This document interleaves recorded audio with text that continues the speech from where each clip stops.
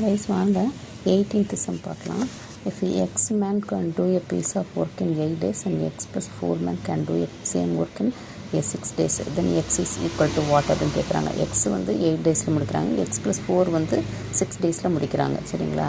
6 daysல முடிக்கிறாங்க. அப்போ வந்து X வந்து எவ்வளோன்னு கேட்குறாங்க. அப்போ என்ன சொன்னால் X 8 daysல முடிக்கிறாங்க. 8 is equal to X plus 4 into 6. ஏன்னா அவங்க 6 daysல முடிக்கிறாங்க. சரியா? அதாவது ரெண்டு பேருமே ஒரே வேலையை தான் முடிக்கிறாங்க. அப்போ வந்து ரெண்டுமே ஈக்குவல் பண்ணிக்கலாம். அப்போ 8x is equal to சரிங்களா 6x ப்ளஸ் 24ன்னு வச்சுக்கிறோம். அப்போ என்ன ஆகும், இதை வந்து சேர்த்து கொண்டோம்னா 8x minus 6x is equal to 24.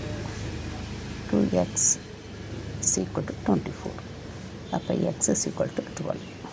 புரிஞ்சுங்களா? 1 2 ஆன்சர்.